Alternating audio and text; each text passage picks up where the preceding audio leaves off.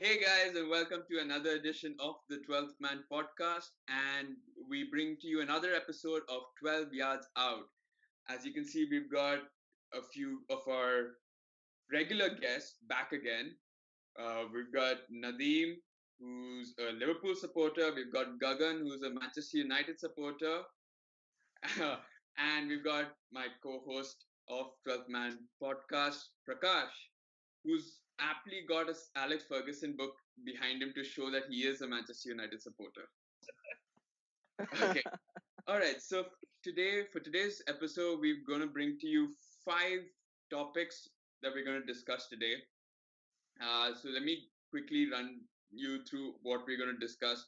The first topic is the Champions League draw that just happened. Was it last week? Last Yeah, week? Yeah. Well, last Friday, I think. So that's what happened. So we'll discuss who got the best draw, who got the worst draw, whatever.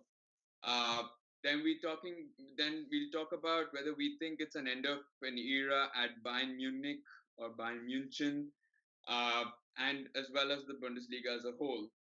The third is we will discuss about the was it oh yeah, Zinedine Zidane coming back to management at Real Madrid after yet another manager being sacked by Perez. It's Zizou's time at the Bernabeu. Then we come to talking about the Bernabeu and one of their old cult heroes, or not cult, but major heroes, Cristiano Ronaldo, and we'll be talking about the allegations against Cristiano Ronaldo with in connection to the that rape case that was talked about, and which has actually died down since the beginning of the year. So we talk about that. And to end things off, we'll talk about FIFA and Infantino's decision or plans to expand the 2022 World Cup in Qatar from 32 teams to 48 teams. Whether we think it's feasible now, and even if whether we think it kind of diminishes the unique, not the uniqueness, but the like whatever the eliteness of the tournament towards the end. Yeah. Okay. So let's start off with the first topic. So the UCL draw, and I think we'll show a quick graphic representation of what the draw was. So I think let's start with Liverpool. I think because with the easiest, I'm guessing one of the easiest draws that Liverpool could have asked for, given that they could have drawn the likes of United, City, Barcelona, Juventus. Nadim, all that Klopp could have asked for. What do you think? yeah. I mean, obviously, on paper, we did get the easiest draw. I mean, look at the last thing. Like, we probably might end up facing, United in the semi-finals. That's actually a genuine possibility. So, you know, No, that won't happen, right? Yeah, yeah, It's it that is. so it that is. will happen. I mean, there's a Huh. chance of it Okay. Okay. happening. Okay. Okay. But, It won't happen for a different reason, but if at all it Yeah. happens, it'll happen. Yeah. Yeah. Most likely Liverpool is going to lose. Yeah. Yeah. I know what you mean. All right. yeah, Yeah. I mean, when coming to the quarters, yeah, okay, everybody says, yeah, on paper, we did get the easiest draw, and it does help that we also thrashed them last time. I mean, I'm kind of happy. I'm disappointed that not more tough teams were knocked out in the previous round, make it a little more easier towards the final. But I'm happy with it. I'm, Just 1 second, guys. Nadeem, I think it's a little difficult to hear you. yeah, I'm not sure. It's kind of muffled and it's got a bit of an echo. Is it just me, or do you guys see the same Yeah, thing as well? a little muffled, I think. Same. I'm happy with the quarterfinal. I really can't complain about it. There was no other, relatively easier draw than. Yeah, I mean, I think Porto and I wouldn't say Ajax was the Nobody easier can one. say Ajax I after think the quarterfinal round. Spurs was the easiest one apart from Porto. In familiarity, probably, but you never know what they can come up with. Genuinely, you don't. No, I know what Spurs can come up with. It's usually not good for them. It's never been good for them. Yeah, but no, for sure, it's Porto was literally the easiest out of all of them. Right? Yeah. Even Ajax, they upset a major team. Yeah. Spurs on their day, you never know what happens, but you also know most likely what will happen. Yeah. But Porto is the one that doesn't stand out. So Yeah. I, And I don't think they even like the Porto team even deserve to be in the top 16. Like they're not playing like some spectacular football or anything. Like they're Yeah, just they even got the lead. they've ridden on their chances and their luck. yeah, And I mean if they you and Roma this season hasn't been the Roma of last season. So Yeah. yeah, I they mean even lost the first leg against against Roma too, right? I Porto. think yeah. they also benefited from VAR, a VAR penalty towards the end. I think on in stoppage time, sorry, in injury time, no, extra no, time. Sorry. it was 117th minute, almost close to Yeah, stoppage time. Yeah. and So there it was was a pretty Yeah. close. VAR It was almost penalty. done. Like I think everyone was getting ready for a penalty shootout, and this happens. So All right. So that's one end of the spectrum. Now we talk about the other end of the spectrum, which is Manchester United versus Barcelona. I mean, when it came down to the end of the draw, it was either City or Barcelona that the United could have probably Yeah, faced. No, Spurs was still yeah. there, but I think Spurs were drawn out. So it You was know, like City. It was City, Barcelona, or Spurs. I mean, so that was the odds were always against United at some point. I mean, like for me personally, at least, if we didn't get Ajax or Porto, I would have wanted us to play Barcelona. And this might be an unpopular opinion, but I'll tell you why. How- Right? Porto and Ajax, because they're relatively easier. We can beat them and go to the next round. Next round. Um, we kind of know where we are, United, where we are. Most fans kind of know what our level is, and it's boring watching us playing Tottenham again and again. It's boring us watching us play Liverpool. Boring watching them play City again. We get to see that, but it's been so long since we had a massive European night, Champions League night, and that PSG game was one of those nights. It was great seeing our team play PSG, and again, it's like what I'm excited about is the occasion, and I love how we played against PSG, and I'm just excited to see us play Barcelona. That's what it is right now. Yeah, I mean, you never know. Like you said, against PSG, after the 2-0 defeat at Old Trafford, everyone wrote off United. And Exactly. it's not to say that United kind of had the had a tactical comeback, but it was still a good match to watch because PSG just imploded. I don't know uh, what they were doing, but it just felt that United were more clinical, knew what they wanted, and went and got it. Yeah, no, the exact opposite of I the think the Arsenal. tactic was pretty set by OGS. Like just sit back, soak the pressure up, hit on the counter, and just But they actually, even in terms of hitting back on the counter, it was more of PSG's mistakes that led you to Yeah, get those exactly. I feel goals. like I mean, you okay, can say United that, but played the well. mistakes can be. I mean, you so can say so that, the but the Can be mistakes could forced. be It induced can be by the forced. press. Yeah. yeah. It it was. I mean, at least the first one was. The second one was pure Buffon's error. No, the Yeah, second that one, was if you see, the probably build-up down. was because we hit on the counter. The ball was No, on no, that side, I quick get passes to that, there. but then it Yeah, technically should never have been a. yeah, I mean, exactly. We Buffon did get should. our You can, luck. of Yeah, there is course, no there is a denying tinge we of had a luck, but it's kind of there's a tinge of luck. But you know how they say that you make your luck. That's exactly. That shot, you like Shashwat didn't take that shot expecting it to go in the first shot itself. He took that shot expecting a mistake to happen. If No, it does, let's so capitalize. I'm not saying that zero credit should go to United. Obviously, credit has to go for the pressing, for this. I mean, you did take your chances. It's not like you said, "Oh, we lost 2-0, so we've gone out of the tournament. We might as well just let it go." Because PSG did score as well, so you did have to push on. So anyway, so what the point being is that anything can happen in the game of football. Barcelona aren't the Barcelona of 2008, 9, and 10, Or 10. 11. 2011. Yeah, or the Guardiola years. They do have a weakness. We've seen it against Roma last year. We've not seen it too much in the league. See, I'll be very honest. As a United fan, I was looking at the draw and I was like, whenever we have been placed against a weaker team, especially in Champions League or Europa and knockouts, we have just taken them so lightly. Remember Atletico Bilbao, remember Sevilla. Like Yeah. it's Sevilla. Yeah, it's I mean, I always remember like, even was it Valencia this time? yeah. You could have topped the group and then you screwed Yeah, up and no, I think it's like, so I'm not blaming the players as such, but then we have a bunch of like, it's the atmosphere in the team which just like has this whole lax attitude at times which just creeps in. Like, I don't know, it's the manager or is it the team, but then like it just comes in. For example, even the Arsenal game, we did so well against PSG and then boom, back to ground zero. Or last match, Pogba was made captain and then boom, disappears of the thing again. So we have this whole problem where attitude is a bit of an issue, and then so I think, getting to be honest, like Ajax and Porto, I was hoping more of a Spurs, because it's a they are an okay team, and like maybe we're still on our guard, but if we got Ajax or Porto, I was scared that we'll fuck up and again become the laughing stock getting out on a smaller team. I would rather face Barcelona or some other team where we play with we give a good game and we still get knocked out.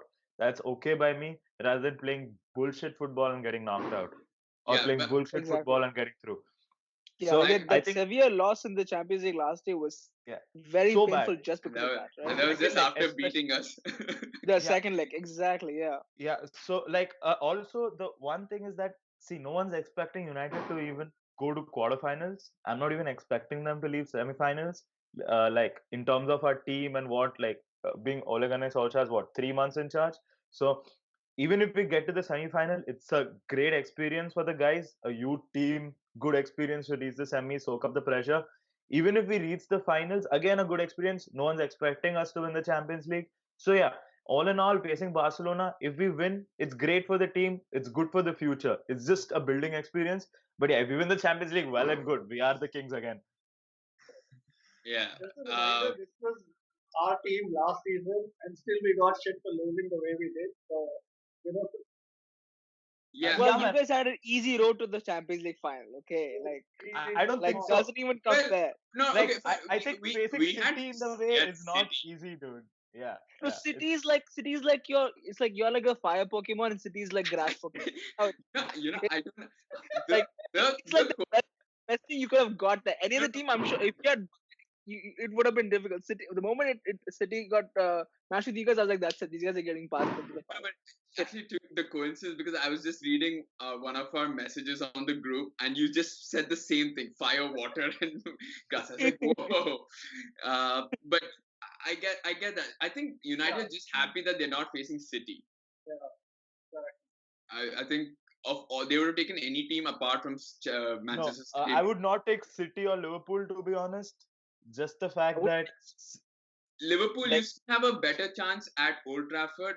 I mean, under Solskjaer, but see, I think I'm City is see, one team that I don't think you would have I'm wanted to. being very honest. Right now, we are at a phase where we don't know who we'll win against and who we'll lose against. Like, it's that kind of a phase right now at United. So already it's being a pain that City is like on the verge of getting 4 trophies, like, Yeah. and Liverpool are like challenging for the title like some crazy man. Champions League also looks on the cards. Like, it's it's already 6 daggers up my heart, and then facing them, and then one of them knocking us out and going to the finals. Fuck that. Let Barcelona do it. Let Barcelona shit on us how much they want to, but But not them. it's like uh, die an honorable death, right? Yeah. Like, We know Pogba is uh, bipolar for sure. yo, for sure. No, just give him Like, responsibility, and he play like shit. I think in the group I was like, yo, give him captains. This game's gonna be shit for sure. yeah, like uh, he's bipolar for sure. Like, he gets the captain's armband. It's like he's some other person. Every He game. doesn't know Ev- football. But He's let me become his chance brother it work. Florentine Pogba. Yeah, and okay, we give. Chance it work. yeah, okay, fine. Now, apart from Moderator these two, steps in. let's look at the other side of the table, which is Manchester City versus Spurs. Do we think it's it's certainly a That's one-sided? like the boring, draw. Even though we got photo, that's the boring draw. I mean, City, Spurs could probably do something, but I'd highly like. I'm gonna go against all the three of you laughing. I'm gonna say Spurs is gonna beat City. I'm laughing because I heard him start laughing. Yeah, I know. I was trying to say it seriously, and he just went lost it. Okay. No, I get what you Spurs mean. is So why going to would you beat think that City. Spurs? See, firstly, they had shit ton of injuries in the last 2 months. If you are aware, like they literally didn't have a center defense or center midfield. I think Dyer again has got injured right now, Yeah. Yeah. hobbled off in the England game. So Okay. they still dealt with that shit, and they're somewhat keeping in like I know they're pretty much out of the title race, but they're still in the top three. So which is not bad, like considering the amount of injuries they had and stuff. Still, and even in the Champions League, they are chugging on. I don't see, to be honest, I don't see tactical, like I've never seen Pochettino put out a horrible tactical team out there and they fucked up because of that. It's always been down to layman errors. So I think against City, it is their chance for redemption. I think they're going to turn up for Champions League. Anyway, They're but go- I they think they're playing City 4 times in the span of that 1 week or 2 weeks, Yeah, or but I 3 or 4, think I think they're going three to times. make Champions League the priority. Spurs are going to make Champions Yeah. League the priority, regardless of what it is. Harry Kane, I think, see, he's reaching the stage where Turn up for the job. he's either going to be a legend if he wins something with Spurs, or he's just going to go down as one of those people who didn't do anything. Like it's high time for him. I think he's going to turn up. He's going to. I think he's going to Okay, pump in a okay. couple of goals or a hat trick. Say that Spurs go through. Okay, we're talking about who they're going to face, and it's going to be Juventus versus Ajax. And is Ronaldo going to kind of, because Ajax kicked out Real Madrid, is he going to turn up? I mean, he's already turned up. You saw what happened against Atletico, Exactly. man. So it's now how good he is in this See, tournament. I know we are giving Ronaldo a lot of credit for what the 3 goals he put in, but Yeah. I think that game, the man of the match was Bernardeschi. Like that guy played like a god. If you guys note, if you watch the game, like he literally killed the left wing, the right back of Atletico Madrid. Like that guy ran circles around Atletico's defense. Like I think he put in 2 assists for Ronaldo.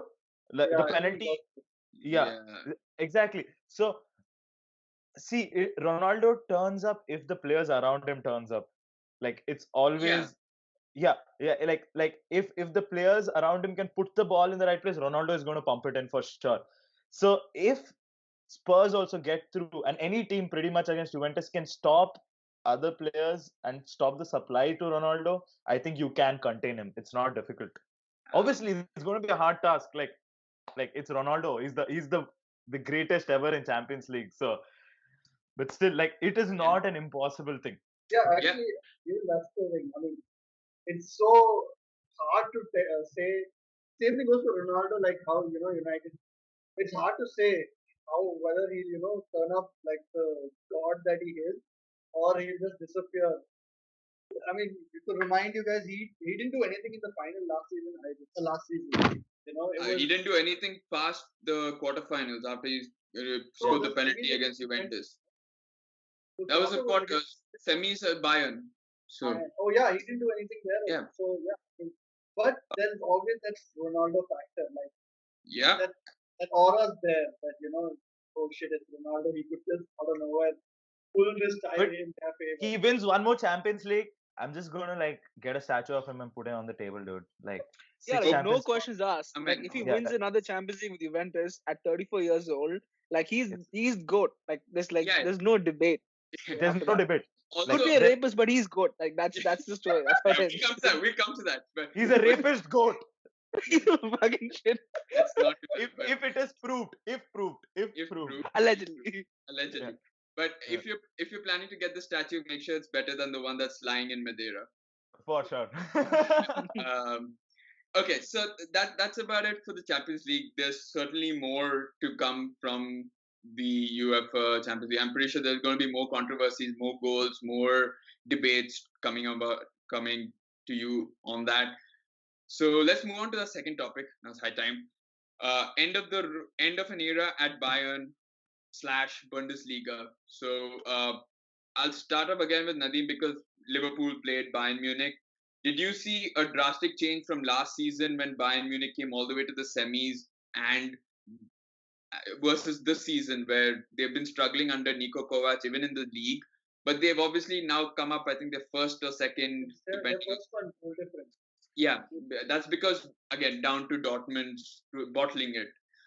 But so, do you see an end of an era or an end of a cycle at Bayern right now? Because the end of Robin, Ribéry, uh, who is the right, Lam, Lewandowski's 30. We've seen both the defenders, Hummels and Boateng, now losing this place, and Muller losing their place in the Germany squad. So, anyway, yeah. I mean, it probably is because we're going to see a lot of players move on or lose their time. I mean, I think one of Robin or Ribéry has come out saying it's their last season. Fine, I'm not sure. But I feel like it's not that difficult for them to push on and still get back to where they were next season. It's this season is purely down to the manager. I mean, if they've still got a good squad, it was down to the manager. I mean, if you look at all the analysis and the games against Liverpool, they gave us way too much respect. Like, I'm glad they were so scared, but it was pointless. Like, I expected them to play, at least at home, I expected them to play a lot better than they actually did. I feel like that's down to the manager and his tactics. He didn't use his players right. I mean, like you said, Lewandowski might be above 30, but he knows how to score. He's shown it. He knows how to score. He was just isolated. He disappeared match. And in a couple of signings here and there, Neuer seems to be losing his time. Plays him with, but I feel like for everybody else, they have got someone backup or they can dive into this league that they so control and get somebody who can develop. So that's about Bayern. That's what I Yeah. think. What about you guys? Do you think it's? I mean, we've again. I think it's been a while since we've not seen a Bundesliga team progress beyond the quarterfinals. Are we seeing?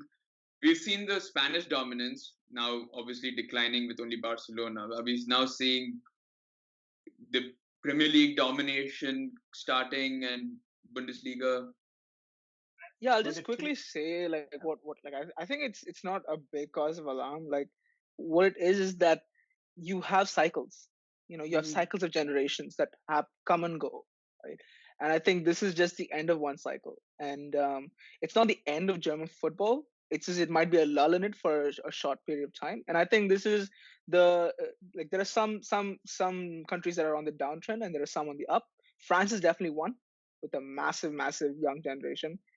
I'm really happy to say that England is also up and coming. It's great to see all these amazing young talents pop up. So I think it's just the way it is, and I'm just excited for the next round or generation of strikers and players and defenders coming up. Yeah, Gagan. also not just I feel English football is doing better because of the whole TV rights deal. So much money to pump in buying players. I think that's the one major cause why we've been able to do well as in Europa or in the Champions League. And plus, it's just the six top teams in our league are all showing up in the Europe at least. Yeah, Arsenal, Chelsea, Spurs, United, City, Liverpool. So it's just that I think all six have been taken seriously because they know how difficult it is back in the league to get top four. So this is a good route to be in the Champions League every year. yeah, no, but you raised up a good point, which is the TV deal and pumping in money. Because as we've seen in past seasons, the reason the English teams never used to do well was there was always one complaint, which is the winter break would we never England never had a winter break, and then by the time March April came in, everyone was tired. Everyone had a lack of depth in the squad. Plus two cup competitions, FA and Carling Cup. True.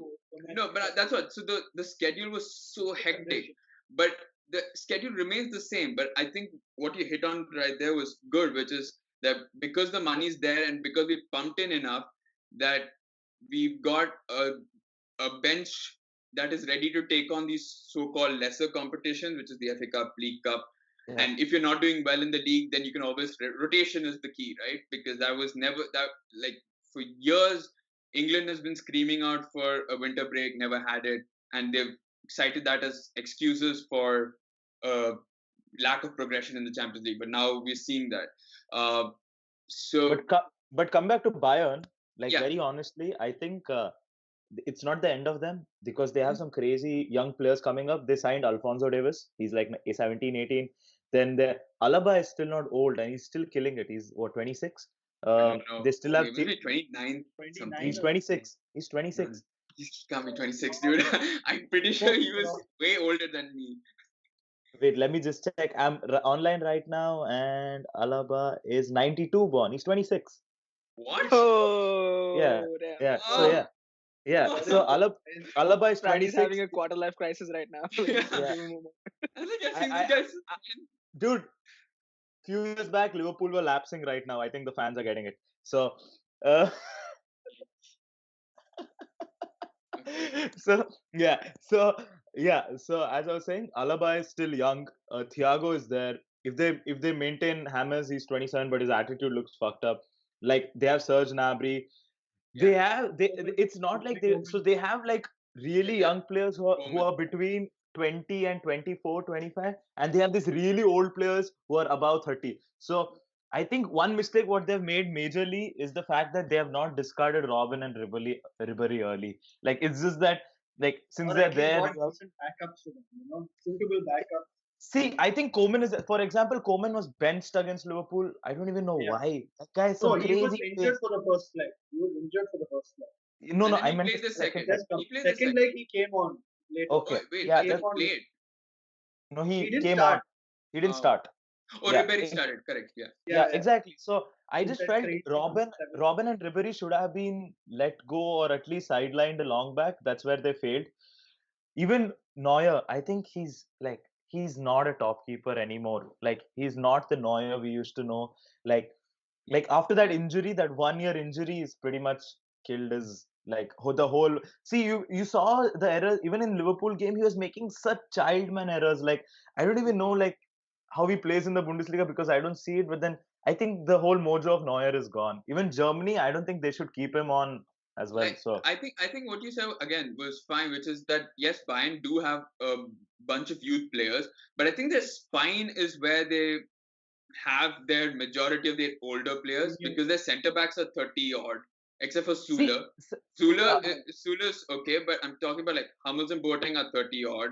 They're slow. They 30, can't handle. 30 for a centre back is nothing. Like John Terry was killing it No, at no, 35. no. I get it, but it's also that they don't have pace. Man. Anyone who runs past them is gone through. Yeah, You need at Okay. true least that. mixture of that. Yeah, you need if one is 35, the You other need one one. has to be. Yeah, Yeah, you need one like a strong, mature like Van Dijk, and then you have one normal one.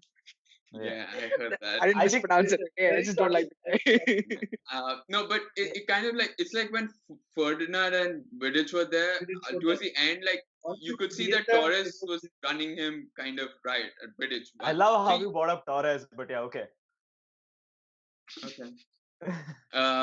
So yeah. So anyway, so that's okay. So we agree that it's just an end of a cycle. It's a short-term slump. actually like what I wanted to bring up was probably Bayern, but I don't think German, football had that sort of dominance that Spanish Ever. football, English. I mean, True. if see, you're saying, no German team has gotten for a long time, but even if they have, it's usually been Bayern. In the last couple of years, it's Dortmund.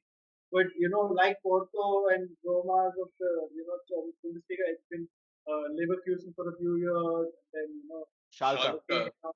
but they never had the thing of dominance. They're going to be, in fact, I feel like they were at a low point and they're regressing to the French league where it's a one team, two team thing. No, Hmm. it's because of Bayern. Bayern is bleeding that league. Like That's it's true. bleeding that league dry. Like they pretty much anyone who's coming up gets signed on to Bayern. Yeah, Like they're like an like alien that just like like sucks everything out. Anything that I comes mean in just now like now Seasons they're of now good. they're planning to get Timo Werner and all these guys, and I'm like, ne- oh yeah, man, exactly. you're Yeah. getting So like like see, Red Bull was actually the team was looking like they were going to Yeah, become something. They were challenging for the title a couple of years ago. Basically, Look the at them Monaco, now. they were Monaco of the yeah, they got Yeah. yeah. uh, Okay, so let's move on to the third one and talking about a slump and now hopefully an upturn in fortune, which is Real Madrid sacking Santiago Solari after again he lost the Clasico and the team never. I mean, sure there was a slight upturn in fortunes after Lopetegui's. I don't even know how to describe that phase of Real Madrid, but I think now they've hired Zidane. And what do you think? Do you think why did Zidane even leave in the first place? I have no clue. Just come back. He's like, no, don't hire anyone else. I'll come back and I'll sort your mess out. Do you guys think from Real Madrid's point of view it was a good decision? From Zidane's point of view, is it jumping into a place where they have no future plans? No one knows what's going to happen. Perez has not said anything that he's going to spend millions. So good decision, bad decision. Okay, let's start now with Prakash. Zizou? Okay. Yeah, I can hear you. Yeah? I think you guys should go first, and I'll add my comments. I want to talk about Fine. this Okay. actually. No, but okay. Yeah. I also want to get from United fans' perspective because Zizou was one of the names in the shortlist of managers that was supposed to replace Mourinho. First of all, do you think that Okay, would okay. have anyway happened? I'll just do Or it in a very, very simple. yeah,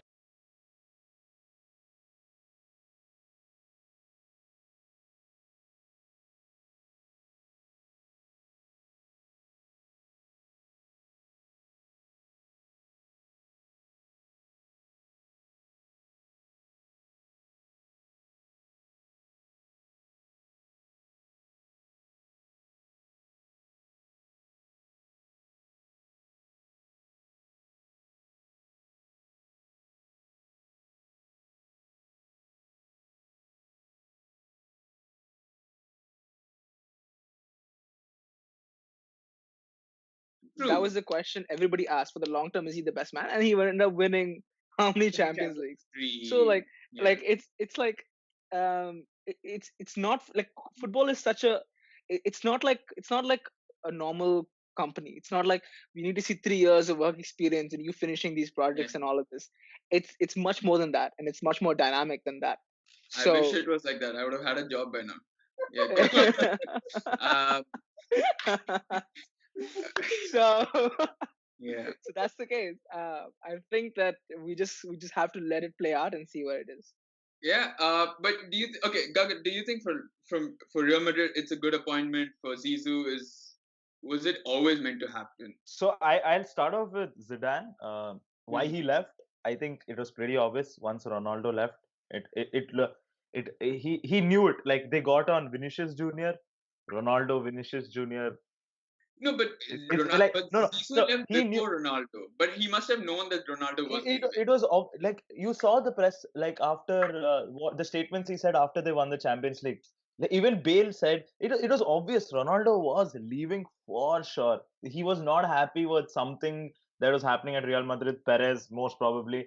But yeah, Yeah, yeah, so I know. I so mean the tax so as well. Yeah, and think about Zidane. He's won 3 Champions League. He knows, looking at Real Madrid, knowing Perez, he's a smart guy. He knows if he doesn't do something this season, he might even get sacked.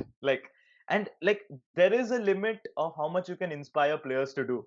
3 Champions League isn't easy, and they had he reached a level where you can't better things. You get it? So he it was a smart move straight up from him. He's like, I just want to take a break, blah blah blah blah blah. Bullshit. He just jumped ship knowing that he couldn't reach up the levels ever again. yeah, Now coming back to the point why he's come back, yeah. I think he was looking to get a job. So I think he was definitely looking at getting hired at United, but now looking how OGS has performed, I don't think that is going to happen. Like I mean like now it's even not though gonna happen. He signed a 3-year yeah deal with Madrid, yeah so it's not gonna yeah, happen anytime no, soon. no, I meant like just before Zidane got hired, he Oh, would have right. looked at the situation and been like, "That's not gonna happen anytime. It looks unlikely." Now, what are his other options? Go to German league or I mean, go to some there other. was No, Juventus's director of football, I think, was the major talking point of, yeah, or yeah. So now, see, Real Madrid have sacked two managers, Lopetegui and Scolari. He's coming back to Madrid in the part of the season where they're not competing for anything. Like legit, they're not competing for anything. He has nothing to lose.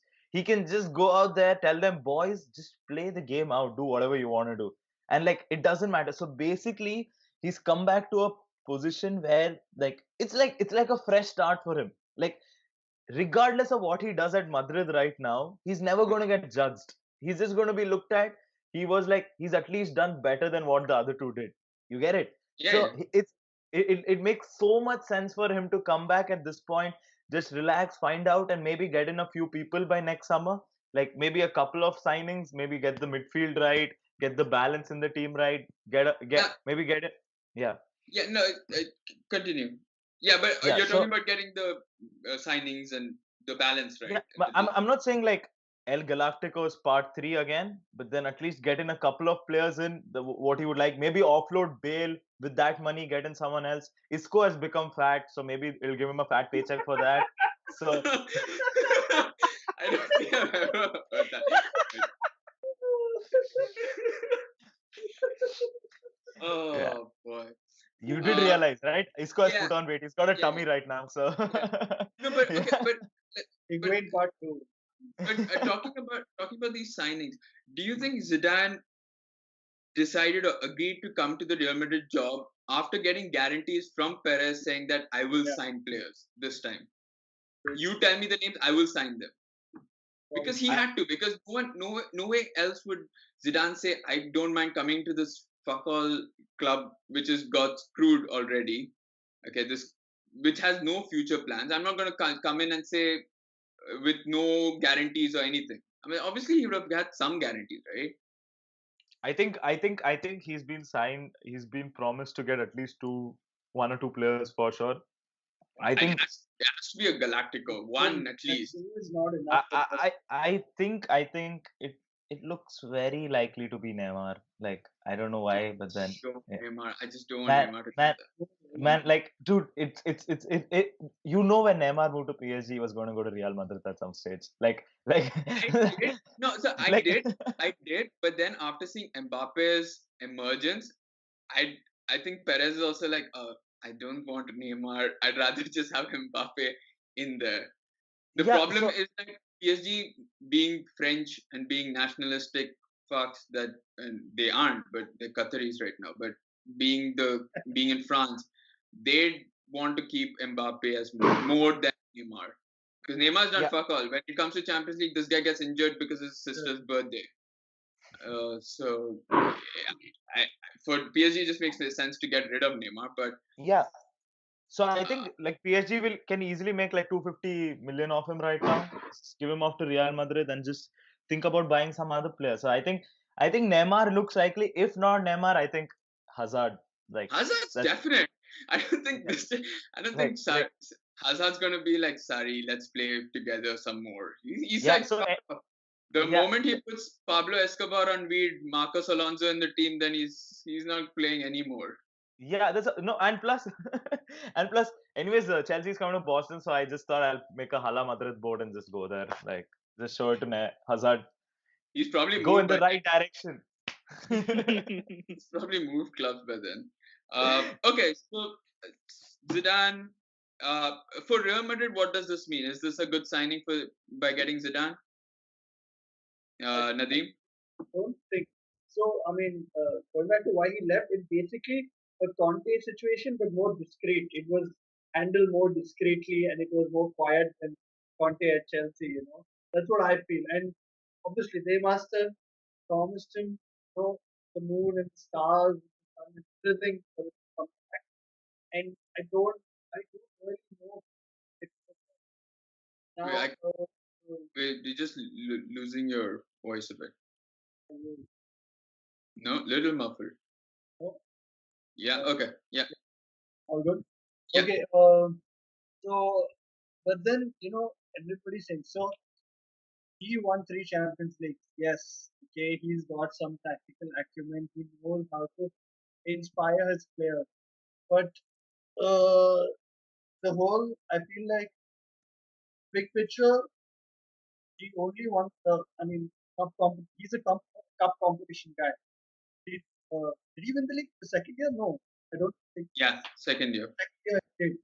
But the first year and the third year, it wasn't really great. And then, like, basically, you don't, I know the Champions League is a really fail and everything, but the way Guardiola, dominated everything, I feel like they want someone who could show you that he can do that. I don't think he can prove that he can hit everything continuously year on. So, I mean, right now, it seems like we'll have to give him another whole see what he does. Okay. Yeah, let's now move on to our fourth topic because we're almost running out of time. So, fourth topic, Ronaldo's alleged case. Now, if this was the entertainment industry or like the movie industry, whatever, this would have been a hot, which has already been a hot topic. This whole Me Too campaign. This story would not have died down as fast as it did with Ronaldo. Now, what is the situation? Even I'm not too clear on, because I think in 2009 is when Ronaldo was first met this woman. He met this woman in Las Vegas. They went out to a nightclub. Things happened, and later on, she complained saying that it wasn't consensual, that he raped her. And I think it immediately went into a settlement and they settled the case outside court. But obviously now it's resurfaced, and there's this whole issue of whether the court of Nevada, I think Las Vegas, Nevada, is it there? Which state is it? Yeah, is willing to bring this case back into the light, or whether Ronaldo has clearly said that it was consensual. He has a clear conscience. That it's all fabricated. Whatever documents that were presented earlier has now been fabricated to make another huge story out of it. Okay, a couple of questions. Why do you think it's been swept under the carpet? Okay, is it because of his high profile? Second is that it's also a little weird that none of the sponsors, while the sponsors said we're monitoring the activities, after an allegation such as this, they haven't really done anything. Juventus has backed up their player. So, what do you guys think about the case? I'm not going to ask you whether it happened or not, because clearly none of us are qualified to give judgment on that.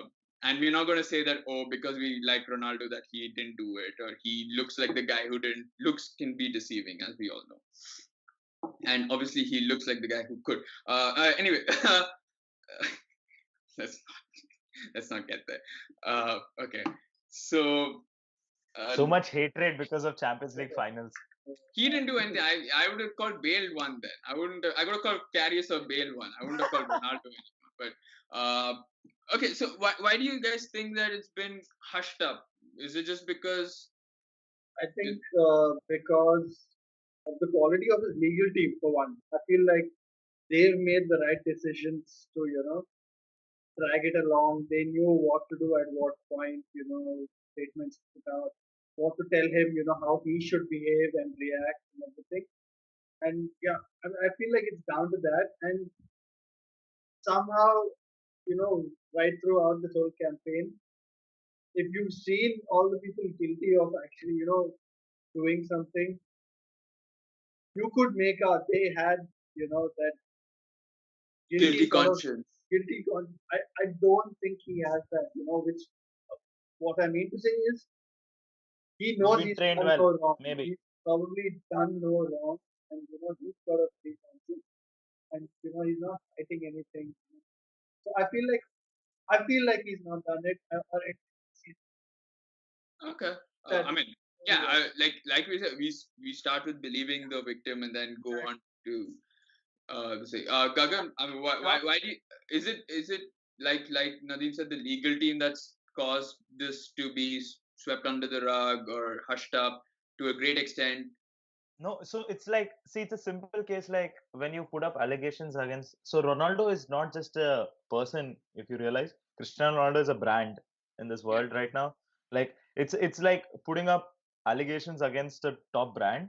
So like so firstly, foremost, if you have read the threads and the articles, like he did sign an NDA with the when they settled. Yeah, That's one of the reasons why. Sorry, one second. that's fine. Yeah. Yeah. So that's one of the reasons why that woman Catherine has never spoken up publicly on this, because she settled and she pretty much, I don't know. See, we don't know what happened in the legal case.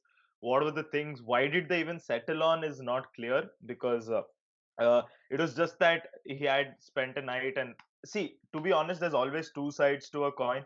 Like we've heard the one side which is trying. The whole tweets came out from the Spiegel newspaper, if I'm not wrong, or which one was it? Which one was it? Yeah, Yeah. So yeah, I think so.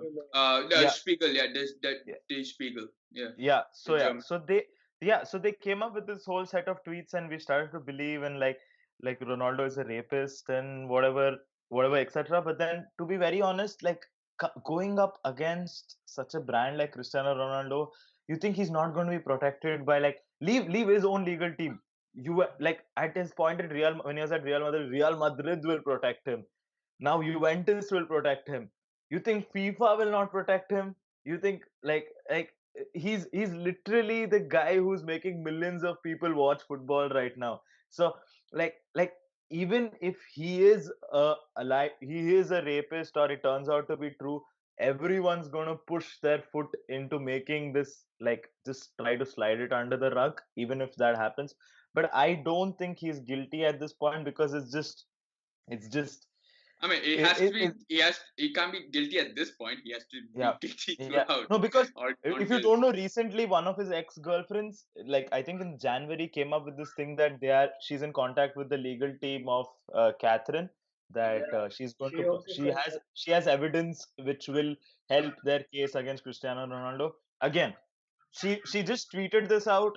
Like, because of that tweet, her tweet got a hike of her account got a hike of 200% views, 300% views. So Okay. like, see, right now in social media, everything is a publicity stunt, dude. Like, we we didn't even know this ex-girlfriend ever existed for Cristiano Ronaldo. Now we're talking about it on this podcast. So all these things, I don't know, man. Like, until unless you provide like facts and figures. But then I'm not saying it doesn't happen. It might have happened. Like, it might have even been something consensual, and then like it's coming out like this. Or maybe Cristiano just forced himself a little more than what, like, maybe it was supposed to be. So even if that's the case, then he should be punished. If it turns out and the facts and figures turns out, he should be punished regardless of who he Yeah. is. Like, not obviously, I don't think you should be stripped of his whole Ballon d'Ors or whatever people are suggesting. I don't think there Like would be. like that, professional life, personal life set aside. Like, Yeah, I mean, but then I don't think they're anyway going to strip him of the awards that he's won. It's just going to be sponsorships taken off, and yeah, I don't think he'll play for Juventus. All that. So He will probably have like a jail sentence.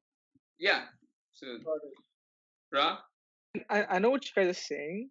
yeah, Um, it's just like, I mean, I feel like for me the question is just not that whether it's going to get pushed under the rug or not. It's kind of like the question of morality in general. It's kind of like it's shit when you find out like the people that you look up to might have Mhm. done something bad. Um, I mean, there's like, good and there are two ways to look at it. One, you can let that influence how you see them completely, or you can also understand that humans are not completely perfect beings. You yeah, know that eh, people have a good and bad side to them. Like Hitler, terrible person, but he was a good painter. He had really nice art pieces. yeah. I'm I not mean, gonna like, say because his art was so good, he was a great person. And I'm gonna say because he killed so many people, he is actually a bad person. But it's kind of like you kind of like for you to say sane, you kind of have to learn to split the The art from the good and the artist. bad out of them. yeah, Yeah, you just have to learn to do that. And I think like I don't think me personally is going to hurt how like hurt me watching a Juventus game. Mhm. You know, I still want to see crazy goals happen. I still want to see crazy counter attacks, heads, last minute wins, penalties, and all of that. Yeah. But at the same time, I will also criticize him for being a terrible human being. Yeah. You know what I mean? Yeah. Like I think that's how it kind of should be. Like you don't necessarily have to completely like put someone in a box and just Exactly. go against them. Exactly. Yeah. Yeah. I completely talking about the good and bad. I mean, we've seen Adam Johnson, good left foot. Adam Johnson, pedophile. Uh, we've Good seen left that. foot, good right hand. Dude, no. Let's not get into that. Okay, so I think that's it for the fourth topic. Let's now talk about FIFA and their plans, their evil plans to expand the World Cup to 48 teams for 2022 Qatar. First of all, is it a good decision for Qatar? I mean, for this particular World Cup. Second, is it a good decision overall to bring it to 48 teams? Because a World Cup is meant to be for the best and the best only. So by increasing it, are you reducing the eliteness or the whatever, yeah, the excellence of the tournament, that what it's called? So Nadeem, 48 for Qatar, 48 for a See, whole. so the first thing you gotta remember is the Qatar World Cup is a winter World Cup. So 48 teams, longer tournament. They're already, fiddling with the scheduling of the regular league season all around the world, and you have a longer tournament. You are going to mess up not your like decades of scheduling, and it's going to be one messed up cycle. I don't think it's a great idea. I mean, you're having the whole world, your qualifiers all around, and you're still going to end up with 48 teams. Like, it's just unnecessary. So, I mean, I'm not for it for Qatar or for like the future World Cups. I just Okay. don't think it's feasible. It's like it's sort of their, it's like their, uh, basically their reply to the Nations League. They wanted to try something so convoluted and messed up just because the other guys are doing it.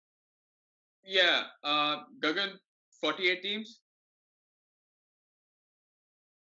On the upside, Uh, it gives you gives opportunity to the lower teams. On the other side, Qatar, like you said, was Winter World Cup, so you're gonna make it even a longer tournament, which is gonna screw up scheduling.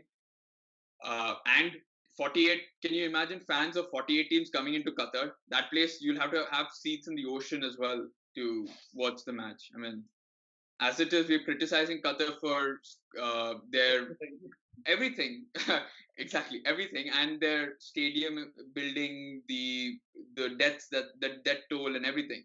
Now you want to add more people to come into the country. Those guys are going to do even more. yeah, uh, so I don't think Qatar is a viable option, to be very honest, because they've already got their preparations underway. Like yeah, these things, World Cup preparation starts pretty early. I think it starts like what, 10 years, 8 years back. the moment they get the bid, right? Yeah, the moment they get the bid, so they have planned for a certain amount of population, certain amount of teams, certain amount of stadiums. Like you expand it again, the amount of stadiums go up, and then see, I see the logic behind FIFA doing this. Like Of for course. them, it's just revenue. Like more Exactly. teams, more fans, more TV rights, more You could also say expansion. it's a World Cup, so you want more people in the world to be part of it.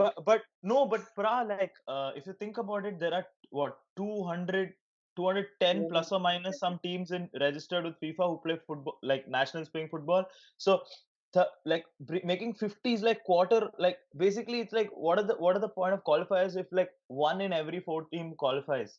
Like making it 32 makes, so like I just feel that one, like, so it comes down to odds of almost like 1:6 or 7. That makes so much more sense. It's like a bracket of 6 or 7 teams, like one comes out of it. So that's like you're literally proved yourself in a domain, like certain teams, and then in I that know area you're you're qualified. saying like by the time the quality of the World Cup is going to be better because That you're going to choose a stronger Yeah, yeah. subset. Not see, Exactly. even with My argument is 32 like one of the teams. best parts about the World Cup is I think at least me as a fan, one of my favorite parts of the World Cup is sitting with family and then seeing how passionate they get about these different teams. Yeah. I was traveling through Panama and Costa Rica when the qualifiers were happening, just the bloody qualifiers, and the country was in shambles. Everybody was out in the streets watching TV, celebrating, and just Yeah. like if that experience translates onto a 48 side World Cup, like I just feel like it would literally be one of those points in like I mean, humanity where for like the example, right? world comes together for something. There's no other Yeah. sport that captivates as many people in the world as football does. And make like I know all the dark sides of it, money and all of that, but I think there's another human side of it that I'm Mhm. okay with diluting the competition just so that we could all come together as one during that So one Team part of spirit I qualifying. think also. your point is super valid, but then I think it has to be diluted to a fact where more percentage of teams come from South America or Europe. So it's not like you expand to 48 teams and like all like so you see the games, some of the games in the World Cups in 2014, 18, 10, like they're not bearable, man. Like even in the top 32 teams, some games cannot be watched. It's like both are playing for a draw or like and both weak teams what But you then, consider but weak then in you're front of like the you're kind of giving more preference. Then you're differentiating between like the continents. Then saying no that it's okay, I mean like the European teams and the South American teams play better football, so it's kind of better if they come through than an no Asian team No, or he's a no talking about no general there is quality of the more tournament. so That's, I guess, not what he's quality but then see there are more nations like playing top level who are in the top rankings in yeah. Europe and in South America so I get it. like yeah depending on that so for example like if you increase the percentage such that like next we see India or Pakistan in the World Cup you think we stand a chance against any of the European teams. No, but I mean, Even if it's they never don't, about isn't it it's never amazing to about a just chance. watch? Yeah, it's never about a chance, is it? I mean, the 48 they never put increasing it to say that oh these teams are if they come into the World Cup, there is a chance that they could do well and come to the round of 32 because these are the teams that have got knocked out in the qualifiers, so they definitely don't have a chance to come into the World Cup and start facing the likes of Brazil and Germany and all of those guys. So I don't think that's what their angle is. Obviously, their angle from FIFA is revenue, that's for certain. But from a quality perspective, it's not that we are going Yeah, to see more. see, yeah, I'm playing the devil's No, advocate here because see, I see Pras point. There's a lot of positives in it, but then see, look at like in a 32 World Cup, see the fatigue levels of players. Look at like Croatian team when they reach the semi-finals, England team, all the teams which have like by the time they reach quarters, semis, finals, they're done, dude. The players are hardly able to perform. English players, they had that one game off where they played England Belgium, where literally no one played. Like there were like 11 changes on both sides despite having such a rest day, some other teams had to play their full team on the third round as yeah, well. So imagine making it a 48 team game, a 48 team tournament with like 2 months, 1.5 or but 2 months. again, I Like, could also, yeah, I get your point that it, from 32 itself, if they're tired, 48 they're going to be even more tired. But then for a football player, that actually works well because if I'm on the bench for a 32 team tournament, I actually get a I chance will get to a chance. represent my Yeah. country against a 48. I may play a useless team, but I'm still playing for my country. And that's again a human. I'm not saying your point is completely invalid. mm, I'm just looking from the, again, playing devil's advocate. I'm looking from the other side of the coin, which is saying that from a football player's perspective, I'll have a chance if there are 48 teams because if like a Firmino doesn't get to start every match because Jesus plays. If there is another team that Jesus doesn't need to play, he can be rested. Firmino gets a chance and he's like, I can play finally. I can show the boss what to do. But obviously, there are qualifiers for all of that, right? The qualifiers are meant for rotation and to show for the other team. So again, it could be that 48 is just a revenue scheme for FIFA to go more. They want to do even for the Club World Cup, they want to expand it. See, But basically, like, so the they positives approved a that Club Pra World Cup pointed as out. well, right? they approve the Club World Cup. I think they approve the Club World Cup, not the FIFA World Cup. Yeah, so like top European teams playing against each But other. if they are going to choose, if they are going to expand, it can't be that they only select from Europe and South America because they have more top playing nations. It has to be obviously a weighted Yeah, we did. proportion. Yeah, Yeah. So in yeah. which case, yes, Europe and South America will have a little more higher weight than Asia Pacific and Africa. But we can't say that Africa and Asia don't do squat, and African teams haven't done too well in the past few World Cups. So screw them. Let's just focus on Europe and South America. Obviously, there's a weight that you need to add. In which case, I get it. I like you said, it's two sides. We can all agree that Qatar, no. Qatar is definitely no.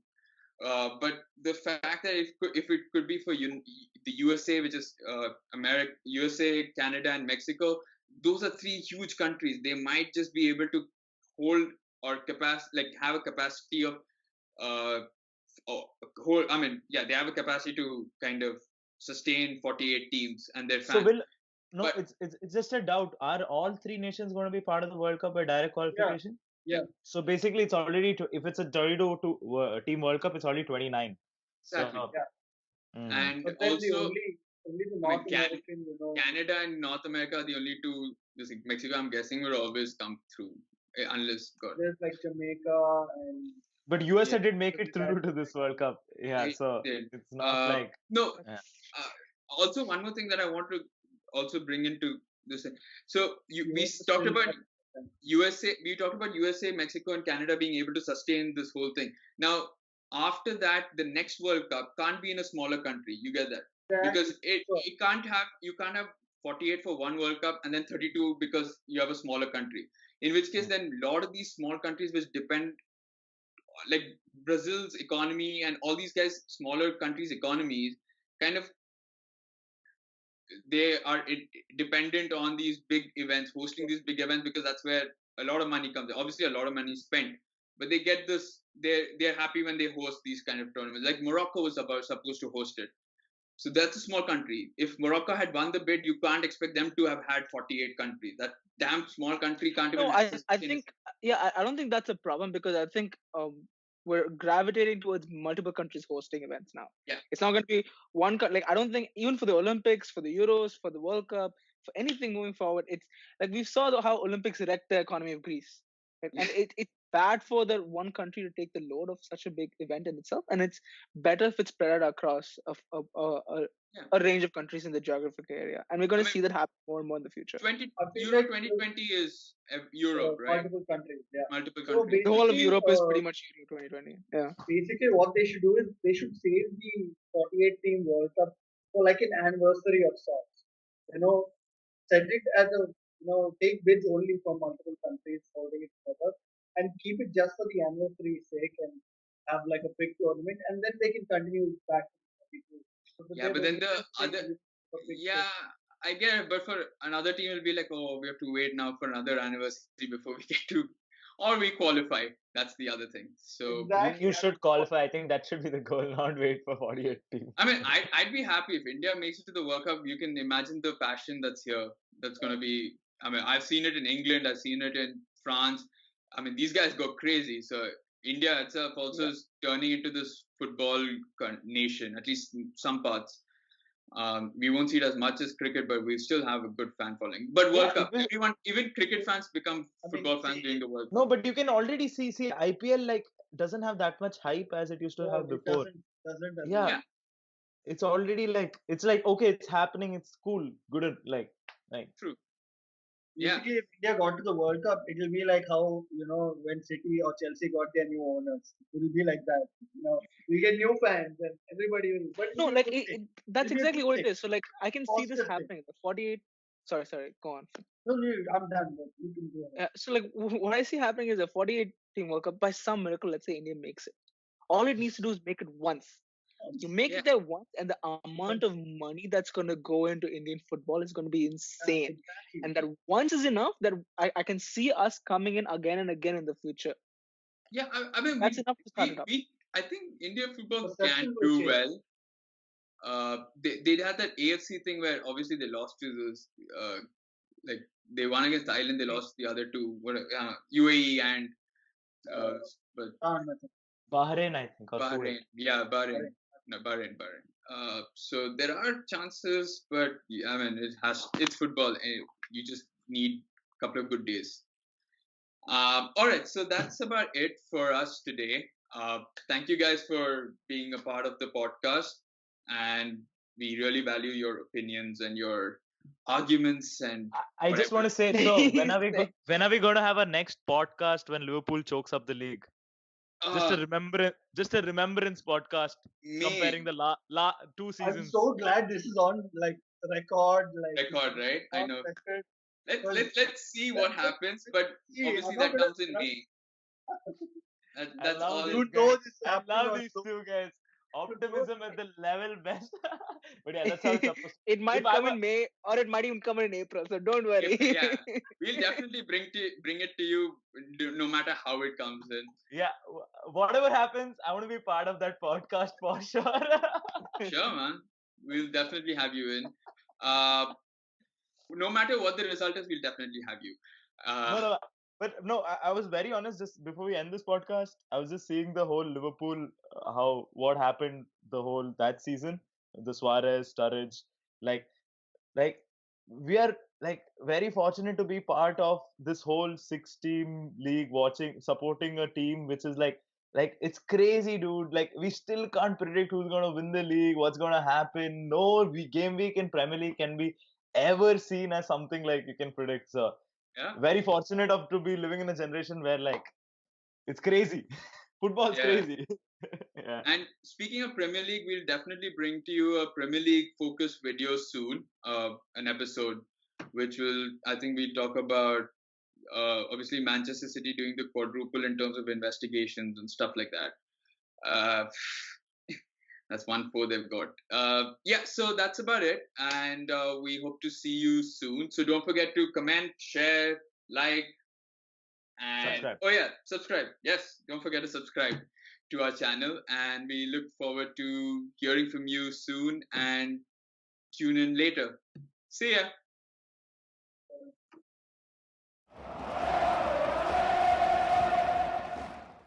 Hey guys, if you enjoyed the discussion, don't forget to like the video, comment if you have any thoughts below, and don't forget to subscribe by pressing this button right here.